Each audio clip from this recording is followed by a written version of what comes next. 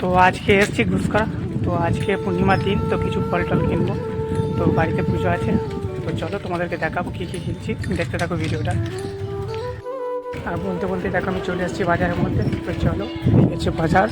তো এখন বাজারে ঢুকছি। তো বলতে বলতেই দেখো আমি বাজারের মধ্যে ঢুকে পড়লাম। আর এই হচ্ছে আমাদের ঘুষকরা হাটতলা বাজার। তো আজকে শনিবার ছিল, তো প্রচণ্ড ভিড়ও ছিল। আর আমি দেখতে দেখতেই চলে এলাম ফলের দোকানে। তো এখানে দেখো প্রচণ্ড ভিড়। আর আমি খুব তাড়াতাড়ি কিছু পরিমাণে ফল নিয়ে দেখো ব্যাগের মধ্যে ভরে নিলাম।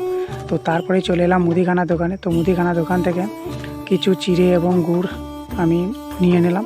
আর এখানে দাদা খুব যত্ন সহকারে দেখো ওজন করে আমাকে দিয়ে দিল। তো তারপরেই চলে এলাম আমি মিষ্টির দোকানে।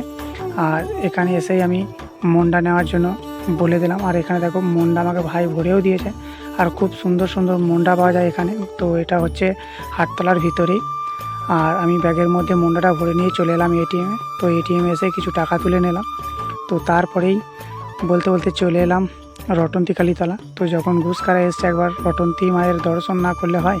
তো তাই আমি চলে এলাম দেখো রটন্তীতলা। আর এখানে এসেই দেখি বটতলায় খুব সুন্দর সুন্দর কার্তিক ঠাকুরগুলোকে নামিয়ে দিয়ে গেছে।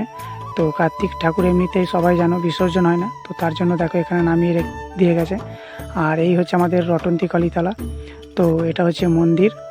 আর দেখতে দেখো খুবই সুন্দর লাগছে।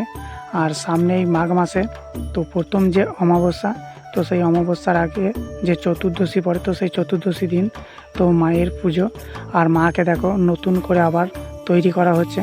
তো খুব সুন্দর লাগছে দেখতে। আর এই হলো মায়ের মন্দির। তো খুবই সুন্দর একটা জায়গা, একটা ঐতিহ্যবাহী মন্দির।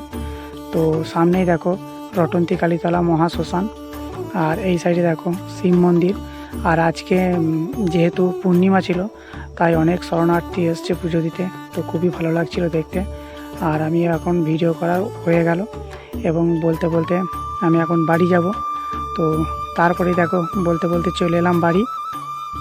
আর বাড়িতে এসে আমি ঠাকুরতলায় নামিয়ে দিলাম তো যে সমস্ত জিনিসগুলো আমি কিনেছিলাম ফল টল। তো মাও দেখো পুজো করতে বসে গেছে। তো সমস্ত কিছু রেডি করছে মা। আর মায়ের জন্য মিষ্টি এবং কিছু রুটি দেখো আমি কিনে নিয়ে এসেছি। তো আজকে পূর্ণিমা ছিল যেহেতু তার জন্য। আর তারপরে পুজো হয়ে যাওয়ার পর আমি খেতে বসে গেলাম। তো প্রচণ্ড খিদেও লেগে গেছিলো আর অনেকটা বেলাও হয়ে গেছিলো। তো আমি এখন খেতে বসে গেছি। তো আজকে খাবারে ছিল বাঁধাকপির তরকারি এবং ডাল। আর তারপরেই খাওয়া দাওয়া করে চলে এলাম মাঠের মধ্যে। তো আজকে যাব শশা তুলতে। তো দেখো ব্যাগ নিয়ে আমি বেরিয়ে পড়েছি। আর ওই হচ্ছে আমাদের শশা জমি। তো চলে এলাম শশা তুলতে। তো কমপ্লিটও হয়ে গেল শশা তোলা বলতে বলতে। আর দেখো এখন যাব বাড়ি শশাগুলো নিয়ে। তো চলো বন্ধুরা, ভিডিওটা আর বেশি বড় করছি না, তো এখানেই শেষ করছি। তো কেমন লাগলো অবশ্যই কমেন্ট করে জানাবে। আর ভালো লাগলে একটু শেয়ার করবে।